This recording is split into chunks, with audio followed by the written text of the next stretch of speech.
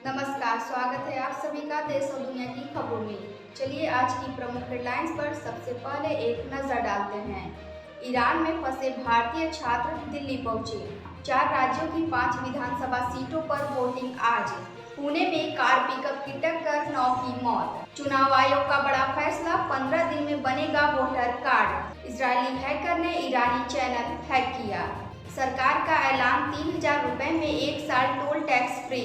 ICC T20 women world cup का schedule जारी, भारत पाकिस्तान होंगे आमने सामने। ट्रंप ने फिर कहा, भारत पाकिस्तान युद्ध मैंने रुकवाया। इंडोनेशिया में ज्वालामुखी फटने से फ्लाइट रद्द।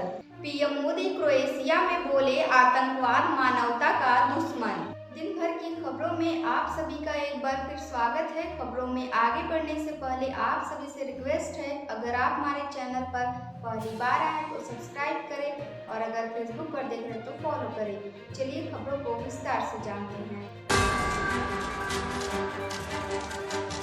ईरान में फंसे भारतीय छात्र दिल्ली पहुंचे।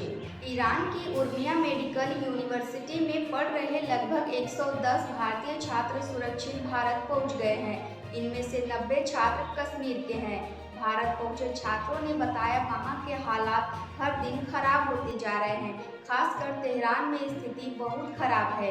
युद्ध अच्छी चीज नहीं है, इंसानियत ही मारी जाती है। ईरान से निकाले गए ये छात्र मंगलवार को अर्मेनिया पहुंचे थे, जहां उन्हें राजधानी एरेवन के होटलों में ठहराया गया। इसके बाद आज इन्हें कतर के रास्ते से भारत लाया गया। इंडिगो की एक फ्लाइट अर्मेनिया के एरेवन एयरपोर्ट से इन छात्रों को लेकर कतर की राजधानी दोहा के लिए रवाना हुई थी।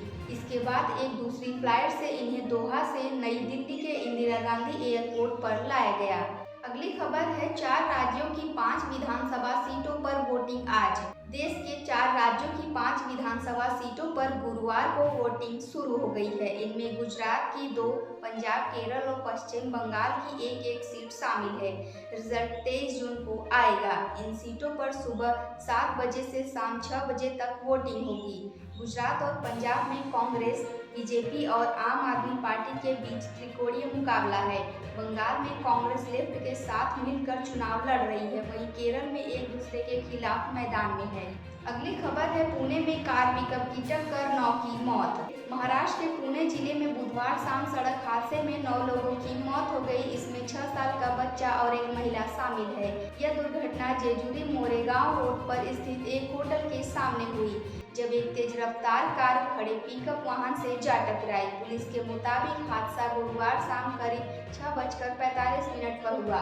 होटल के मालिक और उनके कर्मचारी पिकअप वाहन से फ्रिज उतार रहे थे, तभी पुणे से मोरेगांव जा रही एक कार ने कंट्रोल खो दिया और सीधे पिकअप से टकरा गई। अगली बड़ी खबर है, चुनाव आयोग का बड़ा फैसला, 15 दिन में बनेगा वोटर कार्ड। अब वोटर लिस्ट में किसी भी अपडेट के 15 दिनों के अंदर लोगों को उनके वोटर आईडी कार्ड दे दिए जाएंगे। चुनाव आयोग ने बुधवार को कहा कि उसने वोटर आईडी कार्ड देने के लिए नई प्रक्रिया शुरू की है।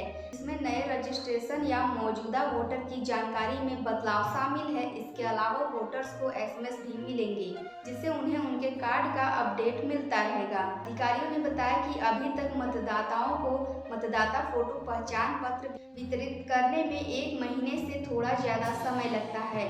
अगली बड़ी खबर है, इजरायली हैकर ने ईरानी चैनल हैक किया। ईरान और इजराइल के बीच जंग 7वें दिन में पहुंच गई है। इजरायली हैकर्स ने बुधवार देर रात ईरान की सरकारी IRIB टीवी समेत कई न्यूज चैनल हैक कर लिए। इस दौरान लोगों से विद्रोह की अपील की गई। इन हैकर्स ने 2022 के विरोध प्रदर्शन वाले वीडियो चलाए, जिनमें महिलाएं अपने बाल काट रही हैं। दरअसल 2022 में महसा अमीनी नाम की ईरानी महिला की पुलिस कस्टडी में मौत हो गई थी। महसा को गलत तरीके से हिजाब पहनने के आरोप में गिरफ्तार किया गया था। अगली खबर है, सरकार का ऐलान, 3,000 रुपए में 1 साल टोल टैक्स फ्री। सरकार ने घोषणा की है कि अब फास्टैग के लिए सालाना पास का ऑप्शन भी मिलेगा। इसकी कीमत 3,000 रुपये होगी। 15 अगस्त से ये पास मिलने लगेगा। अभी केवल मंथली पास और जरूरत के हिसाब से रिचार्ज की सुविधा मिलती है। ये पास प्राइवेट व्हीकल्स जैसे कार, जीप, वैन के लिए है। ये 1 साल के लिए या 200 टोल क्रॉस करने के लिए वैलिड होगा, यानी एक टोल क्रॉस करने की कीमत करीब 15 रुपए आएगी। सरकार का दावा है कि इससे देश भर के नेशनल हाईवे के टोल पर भीड़ कम होगी।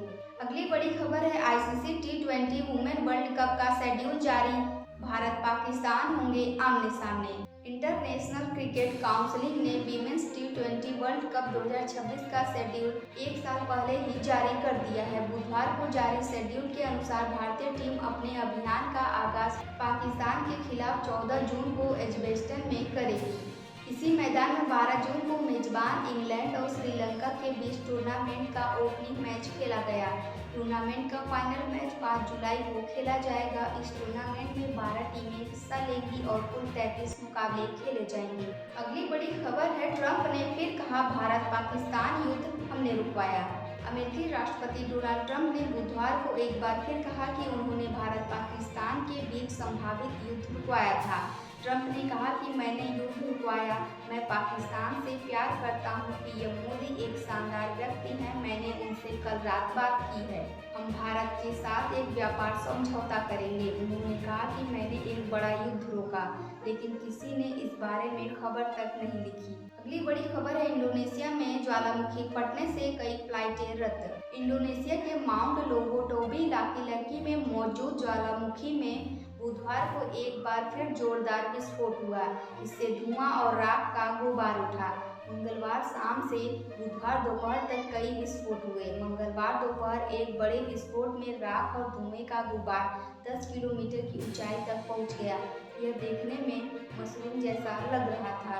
इसे 150 किलोमीटर दूर से देखा जा सकता था। इस विस्फोट के चलते गांव के लोगों को निकाला गया और कई फ्लाइटें रद्द करनी पड़ी। इनमें फेमस टूरिस्ट स्पॉट बाली के लिए आने जाने वाली उड़ानें भी शामिल हैं। अगली बड़ी खबर है पीएम मोदी क्रोएशिया में बोले आतंकवाद मानवता का दुश्मन। प्रधानमंत्री नरेंद्र मोदी बुधवार को कनाडा से क्रोएशिया पहुंचे।